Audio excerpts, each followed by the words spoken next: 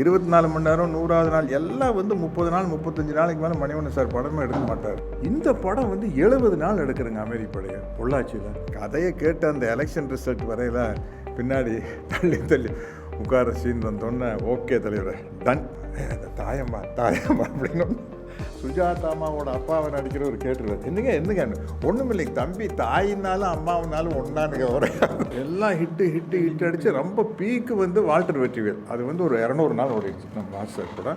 அதுக்கப்புறம் உடன்பிறப்பு ஆக்ட் பண்ண ஆரம்பிச்சிட்டோம். உடன்பிறப்பு ஷூட்டிங் நடக்கிறதா மணிவண்ணன் சார் வந்து இப்படி இந்த கதை அப்படின்னு நம்ம வீட்டுக்கு வந்து சொன்னார்.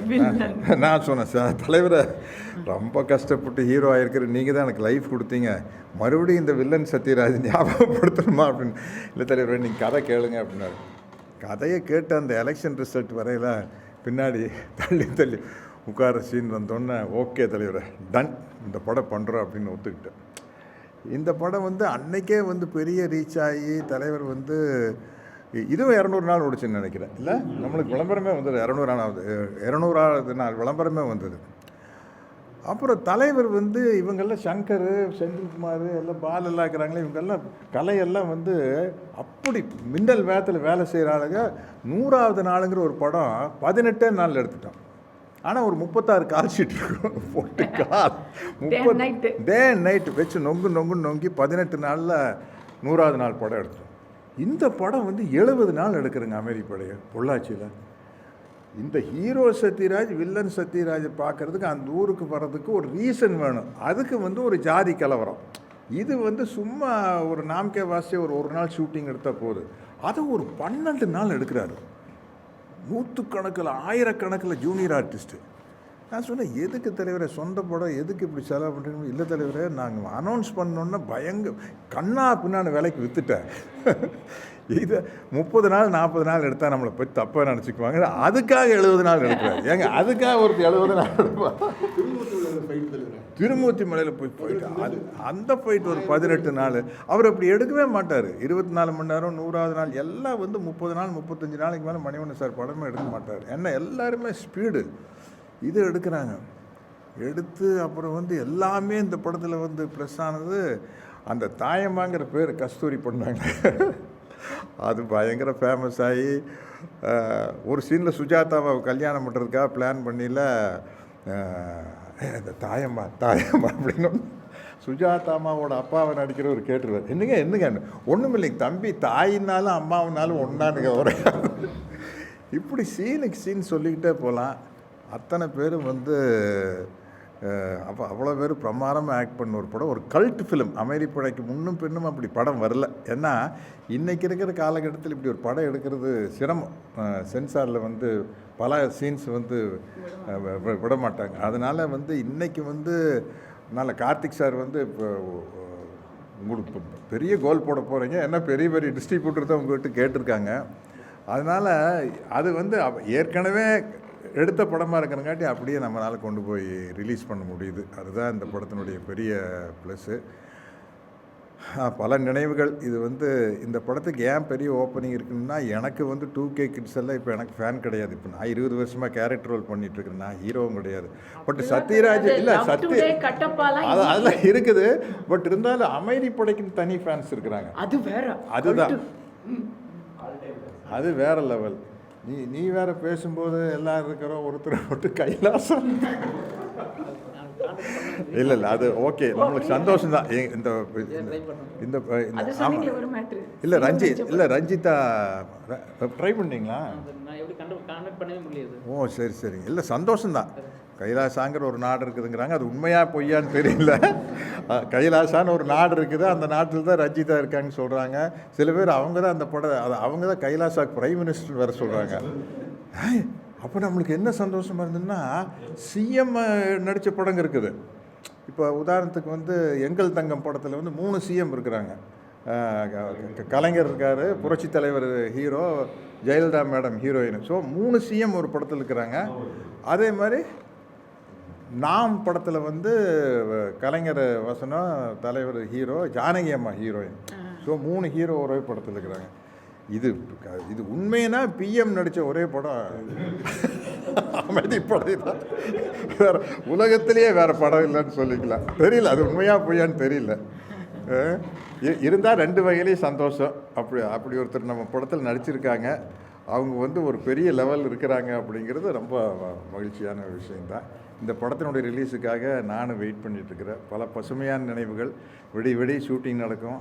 அப்போ பொள்ளாச்சியில் அட் அ டைமில் வந்து ஒரே லாட்ஜில் வந்து விஜயகாந்த் சார், நான், பிரபு சார், கார்த்திக் சார் 4 பேர் படம் ஷூட்டிங் ஒன்றா நடக்கும்.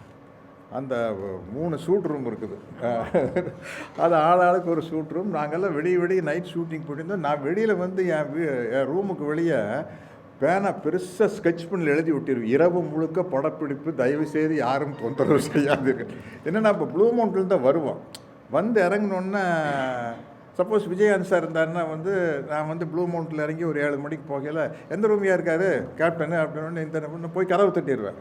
விஜய் சத்யராஜ் வந்து என்ன பண்ணிருக்கீங்க அப்படின்னு. அதே மாதிரி அவர் வந்தார் வந்து கதவை தட்டுவார், பிரபு வந்தாலும் கதவை தட்டுவார், கார்த்திக் வந்தாலும் கதவை தட்டுவார். நாங்கள் போய் படுக்கிறத காலையில் 7 மணிக்கு கொல்லங்கோடில் ஷூட்டிங் முடிச்சு. ஸோ காலையில் ஃபுல்லாக தூங்கினா தான் நைட்டு போய் ஒர்க் பண்ண முடியும். அப்படி எல்லாம் வந்து எல்லாம் ஒன்றா இருந்து எடுத்த படம். இந்த படத்தில் வந்து 2 விஷயம், ஒரு 3 விஷயம். சிவாஜி சார் இந்த படம் பார்த்துட்டு நம்ம முக்தா ஃபிலிம்ஸ் ஸ்ரீனிவாஸ் சார் தியேட்டரில் தான் போட்டோம். போனோடனே சிவாஜி சார் வந்து சில சமயத்தில் அவர் இப்படி தோல் மேலே இப்படி கையை வச்சு நின்றுக்குவார். நின்றுட்டு இருங்க கூலிங் கிளாஸ் போட்டால் சரி, இப்படியே கண்டுக்குள்ளேயே ஒரு மனுஷன் பார்த்தா இப்படியே பார்த்துட்டு இருக்காரு. எனக்கு வந்து காலில் விழுந்துட்டாப்பா, ஏதாச்சும் ஒரு சொல்லுங்கப்பா. நல்லா நடிச்சிருக்காரு, நடிகண்டா. அப்பா இதுக்குத்தான் இவ்வளோ நேரம் இப்படி ஒரு பார்த்து நடிங்கப்பா அப்படின்னா எல்லாம் அப்பா எல்லாம் உங்களை பார்த்தா இல்லை அதெல்லாம் சொல்லாத, இது நீ ஏதோ வேறு மாதிரி நடிச்சிட்ட அப்படின்னாரு.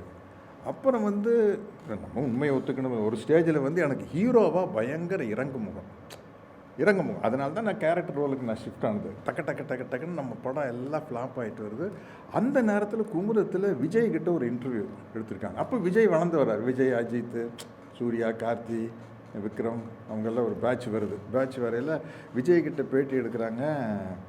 உங்களுக்கு நடிக்கும்போது உங்களுக்கு யார் இன்ஸ்பிரேஷன் அப்படின்னா, எனக்கு யார் இன்ஸ்பிரேஷன் இல்லை. எனக்கு இன்னும் அந்த பேட்டி ஞாபகம் இருக்குது. ஏன்னா நான் விஜய்க்கு ஃபோன் பண்ணி தேங்க் பண்ணேன். இன்ஸ்பிரேஷன் இல்லை. சில சமயத்தில் வந்து எனக்கு ஒரு டயலாக் கொடுத்தா, இந்த டயலாக் சத்யராஜ் சார் பேசுனேன் எப்படி இருக்குன்னு நினச்சி பார்ப்பேன் அப்படின்னு சொல்லிவிட்டு என்ன மாதிரி கேரக்டர் நடிக்கணும்னு ஆசைன்னு, எனக்கு அமைதிப்படையில் அமாவாசை, சத்யராஜ் அமாவாசை கேரக்டர் நடித்தார். அந்த மாதிரி எனக்கு ஒரு கேரக்டர் நடிக்கணுங்கிறது என்னோடய ஆசைன்னு விஜய் பேட்டி கொடுத்தார். நான் ஃபோன் பண்ணி விஜய்க்கு தேங்க் பண்ணேன். விஜய் ரொம்ப தேங்க்ஸ் விஜய், என்ன நம்ம இறங்கிட்டு இருக்கிற நேரத்தில் வளர்ந்து வர ஒரு ஹீரோ வந்து இப்படி என் பேரை மென்ஷன் பண்ணு. ஏன்னா நம்ம சும்மா தான் அடிக்கல. ஹாலிவுட் ஹீரோனா அவர் ராபர்ட் டி நீரோ மாதிரி நடிக்கணும், மார்லன் பிராண்டோ மாதிரி நடிக்கணும், டாம் க்ரூஸ் மாதிரி நடிக்கணும்.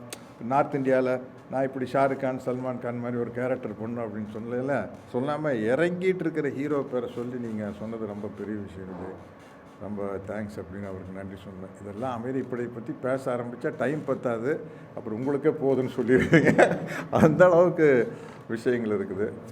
டெய்லி அமைதிப்படை நடந்தப்போ தான் அங்கே செந்தூர் பாண்டி நடந்துருந்தது. ஸோ விஜயகாந்த் சார் நாங்கள் எல்லாம் ஒன்றா பிரபு படம் ராஜகுமாரன், பிரபு படம் ராஜகுமாரன் நடந்தது. கார்த்திக் படம் கிழக்கு வாசல், சின்ன ஜமீன். ஆமாம், சின்ன ஜமீன் நடந்தது. எனக்கு சின்ன ஜமீன்லேயும் அதே டேட்ஸு, சின்ன ஜமீன்லேயும் அதே டேட்ஸு. அந்த ஸ்ரீதேவி அரவிந்த் சுவாமி நடித்தாங்களே அந்த படமும் அதே டேட்ஸு. நான் போய் பரதன் சார் ரூமில் போய் கெஞ்சுவேன், சார் நைட்டு தான் சார் அவங்க ஷூட்டிங், டே டைமில் வரேன் சார், ஒத்துக்கவே இல்லை.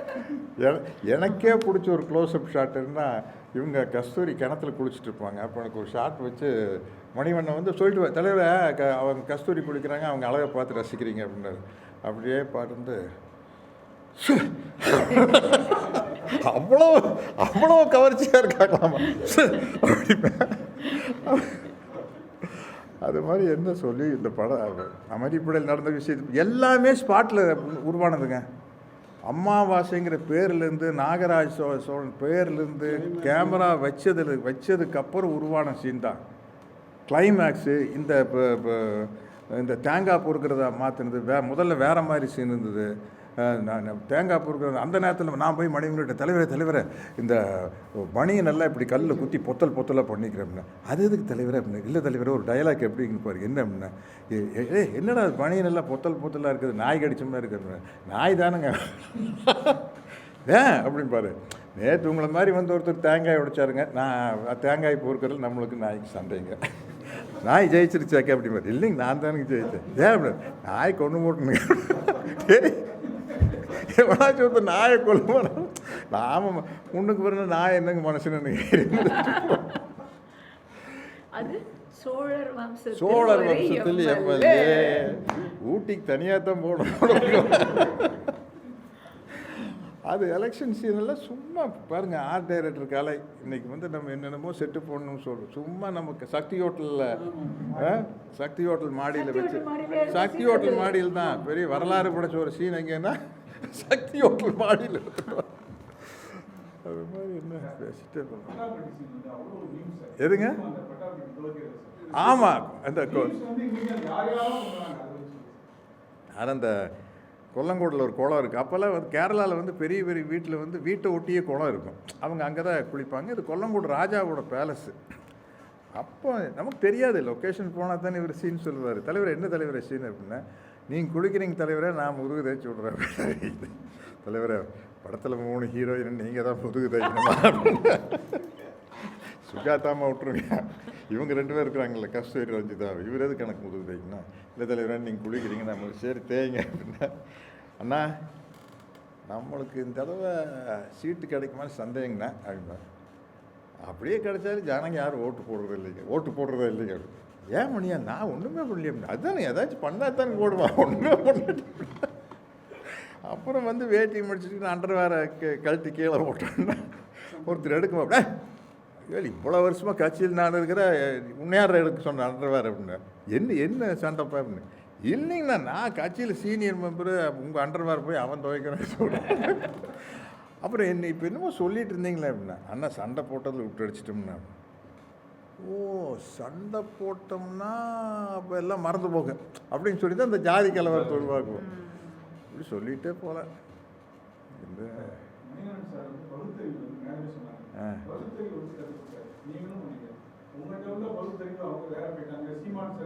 இல்லை அது என்னன்னு கேட்டிங்கன்னா, ஐடியாலஜிங்கிறது வந்து நான் இன்னைக்கு சொல்கிறேன். இந்த ரூமில் எத்தனை பேர் இருக்கிறோம்? ஒரு 30 பேர் இருப்போம். 30 பேர் இருக்குமா? 30 பாயிண்ட் ஆஃப் வியூ இருக்குது இல்லையா? 30 பாயிண்ட் ஆஃப் வியூ இருக்குது. ஒரே ஐடியாலஜிக்குள்ளே இருக்கிறவங்ககிட்டையும் கூட வேற ஒரு விஷயத்தில் வேறு பாயிண்ட் இருக்குது. உலகத்தில் 600 கோடி பேர் இருக்காங்கன்னா 600 கோடி பாயிண்ட் ஆஃப் வியூ இருக்குது. அதனால் வந்து இவங்கெல்லாம் இன்றைக்கி ஒரு அரசியலில் வந்து சீமானோ கஸ்தூரியோ பெரிய லெவலில் இருக்கிறது எனக்கெல்லாம் சந்தோஷம்தான். எனக்கு ரொம்ப மகிழ்ச்சி தான். ரஞ்சிதா தெரியலையா இவங்க எடுத்து கொடுத்துங்க. கைலாசான்னு ஒரு நாடு இருக்குதா என்ன, அது எங்கே இருக்குது எனக்கு உண்மையிலே அப்படியா தெரியலைங்க.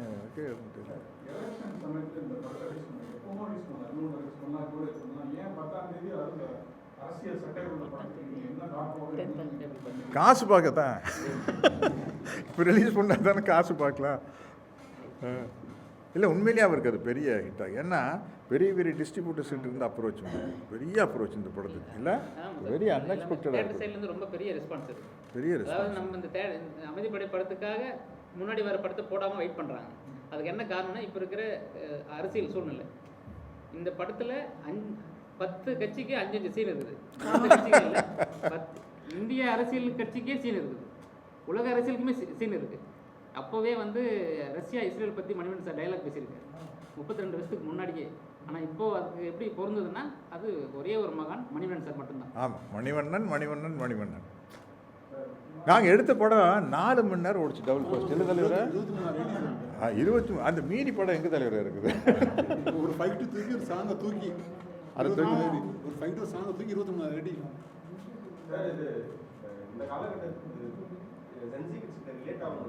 டெஃபினட்டாக ரீச் ஆகுங்க. ஏன்னா உள்ள ஒரு ஜென்சி கிட்ஸு 2K கிட்ஸு வந்து ஒரு குரூப் வந்துருச்சுன்னா அவன் உடனே செல்லில் போட்டுருவான். டே அமைதிப்படின்னு ஒரு படம் சூப்பராக இருக்குடா வந்து பாருங்கடான்னு. அது ஒரு பெரிய ப்ளஸ்ஸு. இன்றைக்கி வந்து சப்ஜெக்ட் கண்டென்ட் நல்லா இருக்கிற படம் வந்து நல்லா ஓடுறது காரணமே இன்றைக்கி சோஷியல் மீடியா தான்.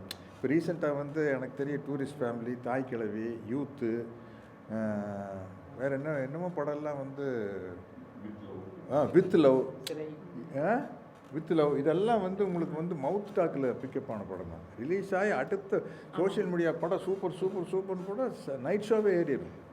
அது மாதிரி இந்த படத்து மேலே எனக்கு பெரிய நம்பிக்கை இருக்குது. அமைதிப்படைக்கான ரசிகர்கள் வருவாங்க, அவங்களுக்கெல்லாம் எங்கள் வயசாகிருக்கும். எனக்கு 17 வயசு, 100 படம் ரீலீஸ் படம் எனக்கு 17 வயசு ஆச்சு. கேட்டுடுச்சு. எனக்கு 17 இயர்ஸ் ஆச்சு. இப்படியும் போட்டுக்கலாம் அப்படியும் போட்டுக்கலாம். அதனால வந்து அந்த பசங்கள்லாம் வந்து பார்த்து ரசிச்சிருவாங்க. சார், நீங்கள் அரசியல் பேசுகிறீங்க, அரசியல் மேடையில் உங்களுக்கு தான் கஸ்தூரி அரசியல் பண்ணுறாங்க, உங்கள் வீட்டில் வந்து திவ்யா அரசியல் பண்ணுறாங்க, நீங்கள் ஏன் அரசியல் பற்றி பேசிட்டே இருக்கீங்க? இல்லை, வெறும் நம்ம சமுதாய சீர்திருத்த இயக்கத்துக்குள்ளே தான் இருக்கிறோம். அதோட ஓட்டு அரசியலுக்கு வரதில்லை. அது நம்ம ஃப்ரீயாக பேச முடியாதுல்ல, அந்த கட்சி கட்டுப்பட்டு தான் பேசணும். அதெல்லாம் ஒன்று இருக்குல்ல.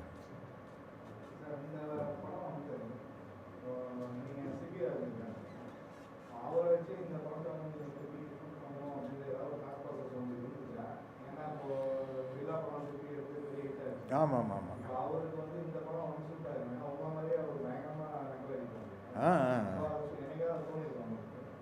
இல்லை, ஒரு ஐடியா வந்தது, அது அப்படியே இருக்குது. அது மணிவண்ணன் சார் ஸ்கிரிப்ட் எழுதுனா நல்லாயிருக்கும். என்ன கதையிலன்னா, இந்த வில்லன் சத்யராஜ் செத்து போயிடுவாப்புல, ஹீரோ சத்யராஜுக்கு ரஞ்சிதா கல்யாணம் ஆகிறதோட படம் முடியுது. அவங்களுக்கு ஒரு பையன் பிறந்தான், அவன் அவங்க தாத்தா மாதிரி ஆயிட்டான். அவன் பெரிய அல்வா பாத்தி ஆகிட்டான். இப்போ அப்பா நல்லவன், பையன் அல்வா. அப்படி ஒரு அவுட்லைன் யோசித்து மணிவண்ணன் சார்கிட்ட சொல்லி, தலைவரே அது ஒரு சிபிக்கா பண்ணுங்க, பண்ணி இதுக்கு ஒரு ஸ்கிரிப்ட் எழுதலான்னா, அவர் இறந்து போகிறது முன்னத்தினாள் நான் ஒரு நாள் முன்னாடி நான் அவர்கிட்ட ஃபோனில் பேசுகிறேன். 1 day பிஃபோர் மணிவண்ணன் கூட ஃபோனில் பேசுகிறேன். ஃபோனில் வச்சு டக்கு டக்கு டக்கு டக்குன்னு ஒரு அவுட்லைன் சொன்னார். பிரமாதமாக இருந்தது. ஒரு சாதாரண மர்டரில் ஆரம்பிக்கிற ஒரு இது வந்து இன்வெஸ்டிகேஷன் போயில பெரிய டெல்லி லெவலில் பெரிய லெவலில் போய் நிற்கும். மர்டர் பார்த்திங்கன்னா சாதாரணமான ஒரு ஆள் செத்து போயிட்டான், அங்கேருந்து ஆரம்பித்தா பெரிய லெவலில் போய் நிற்கும். ஃபோனில் கடை கதை சொன்னார். சரி, அடுத்தது பண்ணலான்னா அடுத்த நாளே நியூஸ் வருது. நாங்கள் முதல் நாள் போய் பேசிட்டு வந்தோம். ராம்தாஸ் ப்ரொடியூசர் சிஷன் ராம்தாஸ். ஆமாம் ஆமாம். அவர்கிட்ட பேசிட்டு வந்தோம். நாளைக்கு அட்வான்ஸ் கொடுக்குறேன்னு சொல்லி ராஜா சாருக்கு அட்வான்ஸ் எடுத்து போகலான்னு பிளான் பண்ணிட்டு போகிறோம். நாளைக்கு வாங்கன்னு உடனே காலையில் இறந்துட்டார். ராஜா சார் டபுள் பாசிட்டிவ் பாக்கில், இளையராஜா சார் பாக்கில் நாங்கள் எல்லாம் போய் நின்றுட்டோம். அது வழக்கமாக போய் நிற்போம். வெளியில் வந்தோடனே ராஜா சார் வந்து, சார் அப்படின்னு, எப்படி சார் நல்லா இருக்குது, வீட்டில் ஒய்ஃபெல்லாம் பார்ப்பாங்கல்ல படம் அப்படின்னாரு. பார்ப்பாங்க சார், சினிமாவே எடுத்துக்குவாங்க.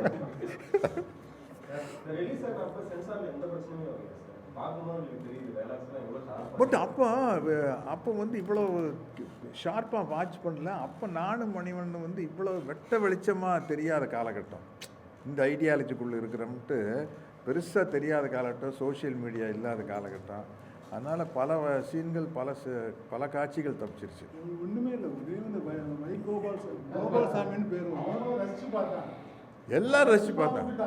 ஆமாம், நம்ம அமைதிப்படை முடிச்சு தோழர் பாண்டியன் வந்து அந்த பொள்ளாச்சியிலேருந்து சர்க்கார் பதி போகிற ரோட்டில் எடுத்துகிட்டு இருக்கிறோம். எடுத்துகிட்டு தடத்தப்பு 4 பேர் வந்தாங்க.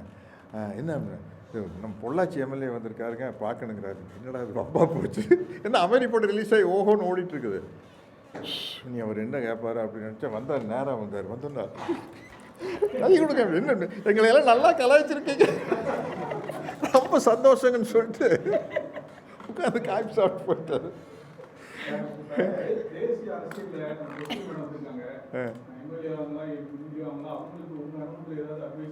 என்னுடைய நல்ல நண்பர் அப்படிங்கிற முறையில் வந்து அவங்களுக்கு எந்த பதவி கிடைச்சாலும் என்னுடைய வாழ்த்துக்கள். பெருசாக வரணும்னு நான் ஆசைப்படுறேன்.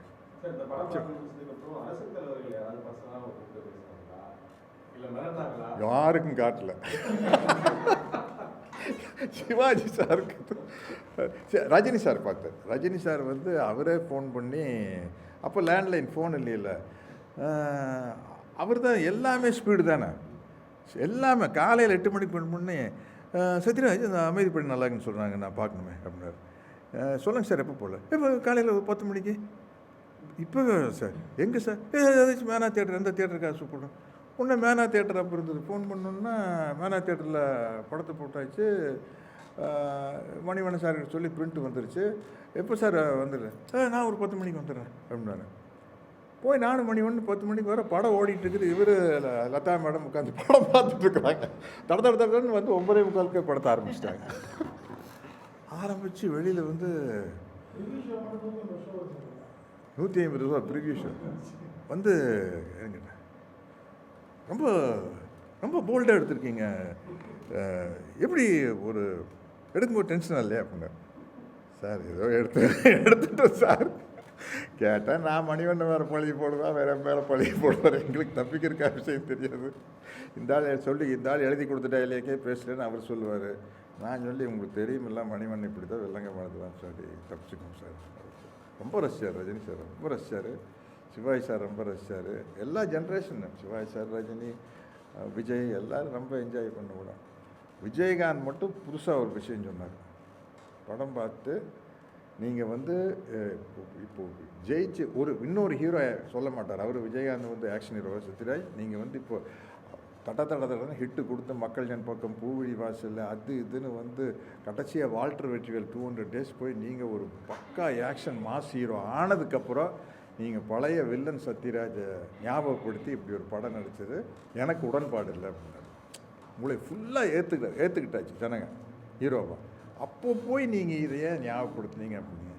இல்லை விஜய், நான் விஜய்ன்னு தான் கூடுவேன். இல்லை விஜய் இது ஒரு கல்ட் ஃபிலிமாக ஃப்யூச்சரில் இது நிற்கும் அப்படின்னு எனக்கு தோணுது அப்படின்னா இப்போ அதே மாதிரி நின்றுச்சு இந்த படம்.